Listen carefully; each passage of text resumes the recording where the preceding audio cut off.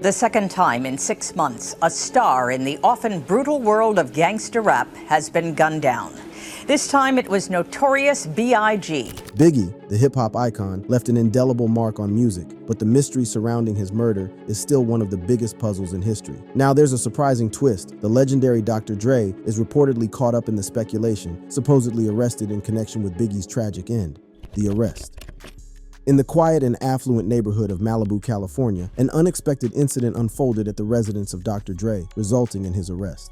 Music producer Dr. Dre handcuffed outside his Malibu home after an alleged road rage. The specifics of this arrest was at first shrouded in mystery, adding an air of intrigue that sparked widespread speculation. As the news reverberated, a curious link emerged in the public's imagination: the possibility that Dr. Dre's arrest might be connected to the unsolved murder of Biggie Smalls. Andre Romell Young, known professionally as Dr. Dre, is an American record producer and rapper. Born on February 18, 1965, Dr. Dre would go on to become one of the most influential figures in the industry. Dr. Dre's journey to stardom began as a member of the world-class Wrecking Crew, an electro-hop group based in Los Angeles. But it was his next venture that would truly put him on the map. In the late 1980s, Dre joined forces with Eazy-E, Ice Cube, MC Ren, and DJ Yella to form the iconic gangsta rap group NWA. The group's name, which stood for His Wit Attitudes, burst onto the scene with their controversial and unapologetic lyrics that reflected the harsh realities of life in Compton, California. Dr. Dre's production skills were instrumental in shaping the group's sound, and his beats became the backbone of their music. In 1988, NWA released their debut album, Straight Outta Compton, which became an instant hit. The album's title track, along with songs like Gangsta Gangsta and Express Yourself, propelled NWA into the mainstream and solidified their status as pioneers of gangsta rap.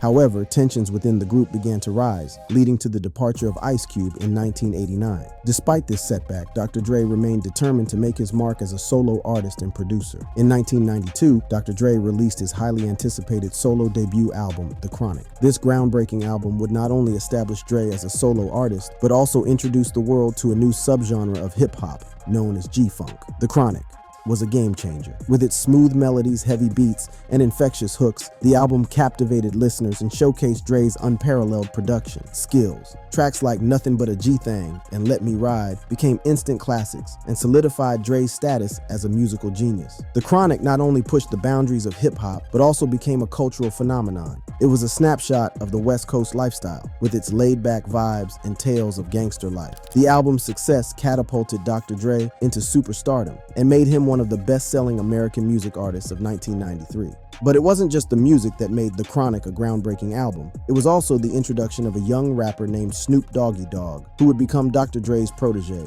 and go on to achieve immense success in his own right. Together, Dr. Dre and Snoop Dogg created a musical partnership that would shape the course of hip-hop. Snoop's smooth flow and Dre's production wizardry were a match made in heaven, and their collaborations on tracks like Gin and Juice and Doggy Dog World became instant classics. With the release of The Chronic, Dr. Dre had not only solidified his status as a solo artist, but also established himself as one of the greatest producers of all time. His innovative production style, characterized by live instrumentation and intricate sampling, set a new standard for hip-hop production. As the 1990s progressed, Dr. Dre's influence continued to grow. He became a mentor to aspiring artists, including a young rapper named Marshall Mathers, who would later become known as Eminem. Dre's guidance and production skills helped launch Eminem's career and establish him as one of the greatest rappers of all time. As the 1990s progressed, Dr. Dre's impact on the music industry continued to reverberate. His groundbreaking production style and collaborations with artists like Snoop Dogg and Eminem solidified his status as a musical genius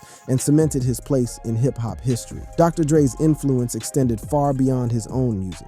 He became a sought-after producer, working with a diverse range of artists and helping to shape their sound. His collaborations with artists like Mary J. Blige, Tupac Shakur, and Gwen Stefani showcased his versatility and ability to create hits across different genres. One of Dr. Dre's most notable collaborations during the 1990s was with rapper Eminem. Dre took the young rapper under his wing and produced his debut album, the Slim Shady LP. The album was a massive success, catapulting Eminem to stardom and earning him a Grammy Award.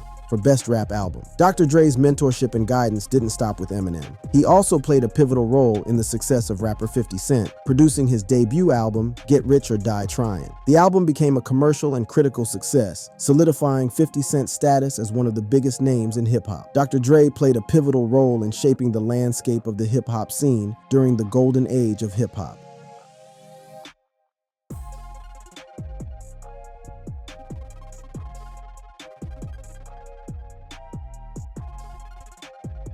This era was characterized by its diversity, quality, innovation, and immense influence on the genre. The artists of this era not only pushed the boundaries of the genre, but also brought forth a wave of stylistic innovations that would forever shape the future of hip-hop. The era also provided some of the greatest advances in rapping technique. Many of hip-hop's biggest artists were also at their creative peak. The Golden Age witnessed the best recordings from some of the biggest rappers in the genre's history. The Golden Age rap is characterized by skeletal beats, samples cribbed from hard rock or soul tracks, and tough diss raps. One of the most significant developments during this era was the rise of sampling. Artists began to incorporate snippets of existing songs into their own tracks, creating a collage of sounds that was both innovative and captivating. This practice allowed for a seamless fusion of genres, as artists drew inspiration from funk, soul, jazz, and even rock. The sampling technique gave birth to some of the most iconic tracks of the Golden Age. Artists would meticulously dig through crates of vinyl records, searching for that perfect drum break or melodic riff to incorporate into their music.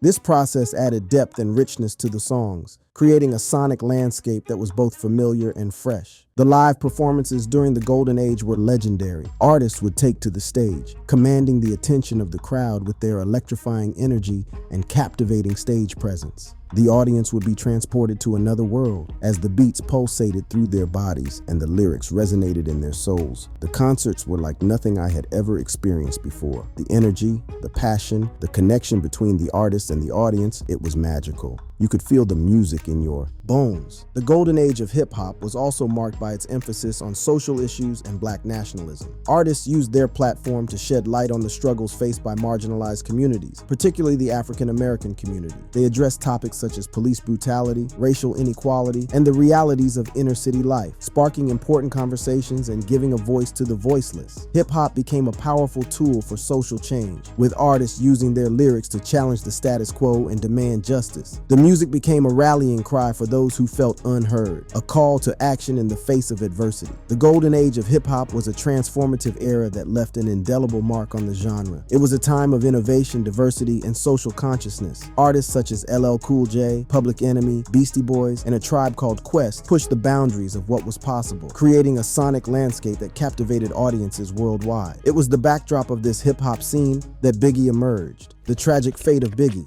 Biggie Smalls, born Christopher George LaTorre Wallace, came into this world on May 21, 1972, in the bustling borough of Brooklyn, New York City. Growing up in the tough neighborhood of Bedford-Stuyvesant, Biggie faced the harsh realities of life from an early age. His childhood was marked by poverty and the constant struggle to make ends meet. But amidst the hardships, a young Biggie found solace and inspiration in the music that surrounded him. As a teenager, Biggie developed a passion for rap and began honing his skills as a lyricist. He would spend hours crafting rhymes and perfecting his flow, drawing influence from the likes of Jay-Z and Nas. His unique style, characterized by his laid-back delivery and gritty storytelling, set him apart from the crowd. In 1993, Biggie's talent caught the attention of Sean "Puffy" Combs, the founder of Bad Boy Records. Impressed by Biggie's raw talent, Puffy wasted no time in signing him to the label. This was a turning point in Biggie's life, as it marked the beginning of his journey to stardom. With the support of Bad Boy Records, Biggie began collaborating with established artists, lending his distinctive voice and lyrical prowess to their tracks. These features helped him gain recognition and build a buzz around his name. It was clear that Biggie was destined for greatness. In 1994, Biggie released his highly anticipated debut album, Ready to Die. The album was a game changer, showcasing Biggie's storytelling abilities and cementing his status as a rap icon. Tracks like Juicy and Big Papa became instant classics, resonating with listeners from all walks of life. The album's success was a testament to Biggie's talent and the authenticity of his lyrics. Ready to Die received widespread critical acclaim, with critics praising Biggie's lyrical skills, vivid storytelling, and his ability ability to paint a picture with his words. The album's themes range from the struggles of street life to the pursuit of success and the trappings of fame. Biggie's lyrics were raw, honest, and unapologetic, reflecting the realities of his upbringing and the world he knew. The impact of Ready to Die extended far beyond the music charts. It became a cultural phenomenon, resonating with a generation that could relate to Biggie's experiences and struggles. The album's success propelled Biggie into the spotlight, making him a household name and solidifying his place in hip-hop history. As Biggie's star continued to rise, he became a central figure in East Coast hip-hop, helping to restore New York's visibility in the genre. His laid-back delivery, combined with his unique vocal style, which was often described as a thick, jaunty grumble, captivated audiences and set him apart from his peers. But with success came controversy. In 1996, Biggie found himself caught in the middle of the infamous East Coast-West Coast hip-hop feud. The East Coast and West Coast hip-hop rivalry is a legendary feud that shook the music industry in the mid-1990s. The East Coast, centered in New York City, and the West Coast, based in Los Angeles, became the battlegrounds for this intense competition, with record labels, artists, and fans taking sides. In the vibrant landscape of American music, hip-hop emerged as a cultural force in the 1970s, captivating audiences with its unique blend of rhythm, poetry, and social commentary. The birthplace of this revolutionary genre was none other than the bustling streets of New York City, where the East Coast hip-hop scene took root and flourished. The East Coast, with its iconic boroughs like the Bronx, Queens, and Brooklyn, became the epicenter of hip-hop culture. As the East Coast hip-hop scene thrived, it fostered a sense of pride and ownership among its artists. They believed that their style, lyricism, and storytelling prowess set them apart from their counterparts on the West Coast. Meanwhile, on the other side of the country, the West Coast was experiencing its own hip-hop revolution, led by the likes of NWA, Ice-T, and Too Short. The feud between the East Coast and West Coast hip-hop scenes began to intensify with the release of Tim Dogg's album Penicillin on Wax in 1991. The album featured skits that mocked West Coast artists and a diss track aimed at NWA, including Dr. Dre entitled F*** Compton. This provocative release set the stage for what was to come, as it highlighted the growing animosity between the two coasts. In response, Dr. Dre fired back a year later on his debut solo album, The Chronic, solidifying the divide between East and West. The feud took a dramatic turn in 1994. It was November 30th, 1994, and Tupac Shakur found himself pulling up to Quad Recording Studios at the behest of an affiliate of Biggie. Little did Tupac know that this night would forever change the course of their friendship. As Tupac entered the studio, he had no idea that danger lurked in the shadows. Suddenly, he was ambushed by a group of assailants. Shots rang out, and Tupac was struck multiple times. But the attack didn't stop there. He was brutally beaten and robbed, leaving him battered and bloodied. In the aftermath of the assault, Tupac began to piece together the puzzle. He discovered that both Biggie and Puff Daddy were inside the studio when the attack took place. This revelation led him to believe that they were not only present, but also involved in the orchestrated violence against him. The betrayal Tupac felt was immense. He had considered Biggie a friend, someone he respected and admired, but now he saw him in a different light. The incident at Quad Recording Studios shattered their bond and set the stage for the bitter rivalry that would consume them both. Tupac's recovery from the attack was nothing short of miraculous. Despite his injuries, he managed to bounce back and continue his career. But the scars, both physical and emotional, ran deep. He couldn't shake the belief that Biggie and Puff Daddy had orchestrated the assault, and this belief fueled his anger and resentment. Within days of the incident, Tupac found himself unable to pay the $3 million bail on his head. This led to his sentencing to a 1.5 years in prison for sexual abuse charges. While behind bars, Tupac hatched a plan with Death Row Records leader Suge Knight to bring down Bad Boy Records, the label to which Biggie was signed. While Tupac Who was shot in jail, y'all? Biggie Separate released the weak from now the opposite. infamous Link track, hard to Shot. creep them Billy Brooklyn interprets streets. the song It's as on, a nigga. direct Fuck all that bickering taunting beef. reminder I of can the hear violence sweat that was trickling involved. down your Biggie, cheek. however, denied this on numerous occasions, claiming that the song was written before the shooting. The Tupac article had me pissed off, you know what I'm saying? And the rumors that's spreading is on some tip like we set him up, you know what I'm saying? And that's crazy. But Tupac saw it as a personal attack, a deliberate attempt to belittle him and undermine his credibility. Tupac retaliated through his own music. He accused Biggie of being behind the shooting, claiming that the younger rapper had stolen his flow and even bragging about sleeping with Biggie's wife, Faith Evans. The war of words escalated, with both rappers using their lyrics as weapons in a battle for dominance. Despite Biggie's efforts to mediate the situation and clear the air, Tupac refused to believe anything less than the worst about his former friend. He was convinced that Biggie was secretly plotting plotting against him, and no amount of reasoning could sway his belief. Unfortunately, their issues went unresolved. On September 7, 1996, Tupac Shakur was shot and killed in a drive-by shooting in Las Vegas. The loss of one of hip-hop's brightest stars sent shockwaves through the music industry and left a void that could never be filled. Less than a year later, on March 9, 1997, Biggie Smalls met a similar fate. He was shot and killed in a drive-by attack in Los Angeles. Investigation.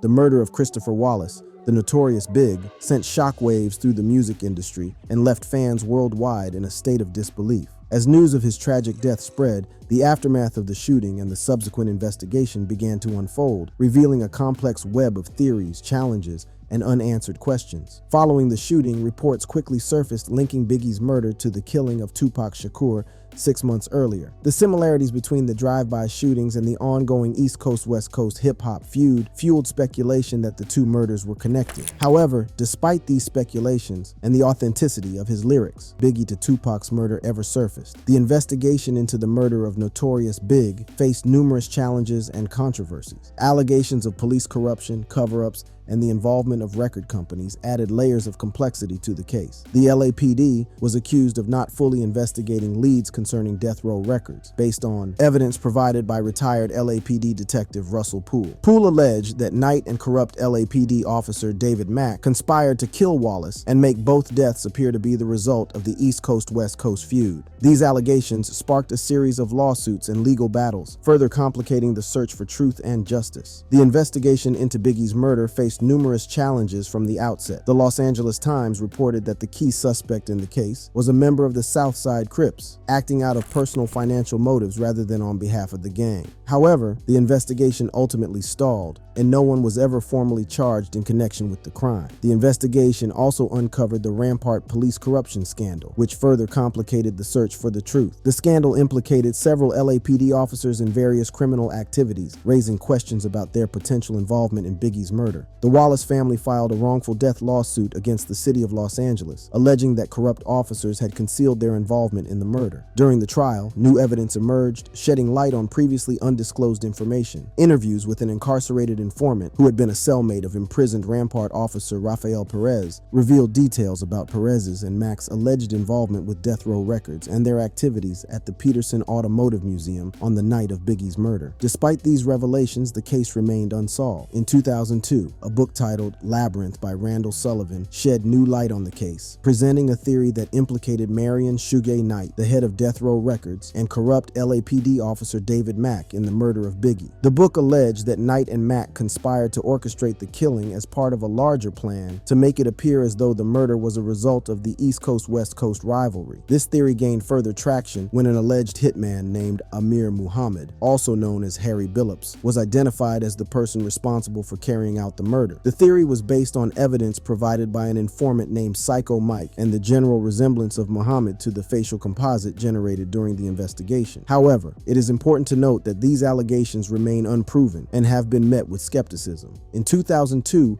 filmmaker Nick Broomfield released a documentary titled Biggie and Tupac, which explored the murders of both Biggie and Tupac. The documentary presented a largely speculative and circumstantial account, relying on flimsy evidence and failing to present counter-evidence or question sources. While the documentary generated public interest, it did little to provide concrete answers or advance the investigation. In 2005, an article by Chuck Phillips in Rolling Stone accused the LAPD of not fully investigating leads concerning Death Row Records based on evidence provided by retired LAPD detective Russell Poole. The article claimed that Sean Combs, also known as Puff Daddy or P. Diddy, failed to fully cooperate with the investigation and encouraged his Bad Boy Records staff to do the same. These allegations further fueled public interest in the case and raised questions about the integrity of the investigation. The LAPD faced criticism for its handling of the case, with allegations of corruption and cover-ups. The LAPD reopened the case in July 2006, hoping to uncover new evidence that could help solve the murder, but failed. In 2012, an autopsy was released. According to the autopsy report, 3 of the 4 shots that struck Wallace were non-fatal. The first bullet hit his left forearm and traveled down to his wrist, while the second hit him in the back, missing all vital organs and exiting through his left shoulder. The third bullet hit his left thigh and exited through his inner thigh. These non-fatal shots indicated that there was a chance for survival, adding to the tragedy of the situation.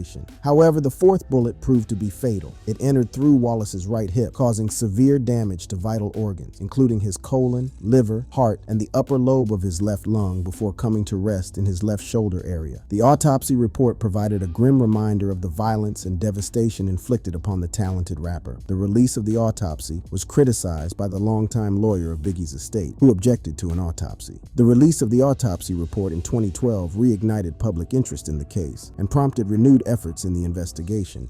It's been so many years. Why hasn't this case been solved? Well, if you were to ask me, I would say it is solved. I would say that it's solved but unprosecuted.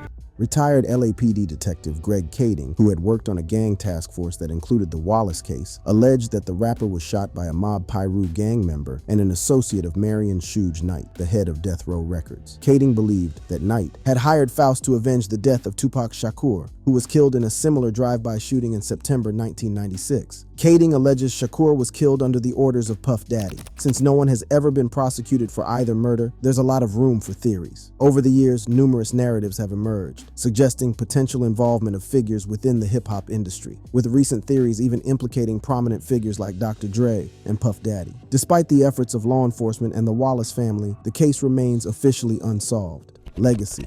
The deaths of Tupac and Biggie left a void not only in the music industry, but also in the hearts of their fans. Their music had touched the lives of millions, and their deaths served as a stark reminder of the dangers that fame and rivalry can bring. The hip-hop community was left grappling with the loss of two of its brightest stars and the unanswered questions surrounding their murders. The impact of the Biggie and Tupac rivalry extended far beyond their deaths. It forever changed the landscape of hip-hop and left an indelible mark on the genre. The feud between the East Coast and West Coast rap scenes became the stuff of legend, with fans and artists taking sides and fueling the flames of the rivalry. But amidst the chaos and tragedy, there were glimmers of hope. The deaths of Biggie and Tupac served as a wake-up call for the hip-hop community. Artists began to realize the destructive power of beef and the toll it could take on lives. Biggie Small's story is one of triumph and tragedy, a tale of a young man who rose from the streets of Brooklyn to become a legend, only to have his life cut short in the prime of his career. Despite his untimely death, Biggie's legacy lives on through his posthumous releases. His second album, Life After Death, released just weeks after his passing, became a monumental success, reaching the top of the charts and solidifying his status as a rap legend. His music continues to resonate with fans, and his influence can be heard in the work of countless artists today. The impact of Biggie Smalls on the hip-hop industry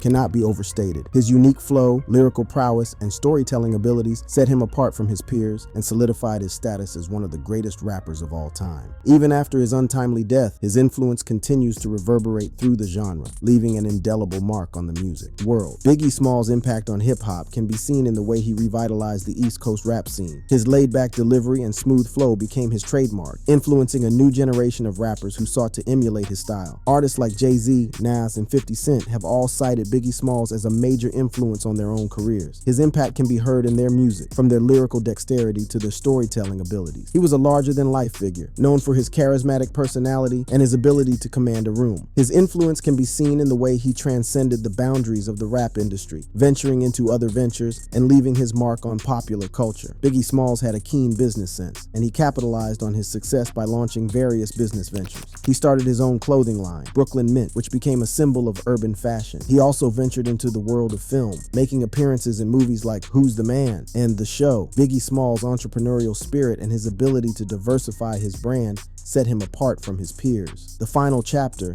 showcased his unreleased material and collaborations with other artists. These albums received mixed reviews from critics, but were embraced by fans who were hungry for more of Biggie Smalls' music. He has been honored with multiple awards, including several Grammy nominations. In 2020, he was posthumously inducted into the Rock and Roll Hall of Fame, recognizing his impact on the hip-hop genre. His unique style, lyrical talent, and storytelling abilities continue to inspire and influence artists around the world. Beyond his music and business ventures, Biggie Smalls' impact can be felt in the way he inspired a sense of pride and representation for the people of Brooklyn. He put his neighborhood on the map, showcasing its rich culture and giving a voice to those who had been overlooked. His success became a source of inspiration for aspiring artists from similar backgrounds, proving that dreams could be achieved regardless of one's circumstances. Biggie Smalls' legacy lives on, not only through his music, but also through the countless artists he has influenced. His storytelling abilities, his unique flow, and his larger-than-life persona continue to shape the rap industry. His impact can be heard in the work of artists like Kendrick Kendrick Lamar, J. Cole, and Drake, who have all been inspired by his artistry. The loss of Biggie Smalls was a tragedy that shook the music industry, but his spirit lives on through his music and the memories he left behind. His story serves as a reminder of the power of talent, the complexities of fame, and the enduring impact of a true artist. His music will forever be celebrated, and his legacy will continue to inspire generations to come. Thank you for watching. If you enjoyed watching this video, click on one of the boxes playing on your screen to watch more similar content.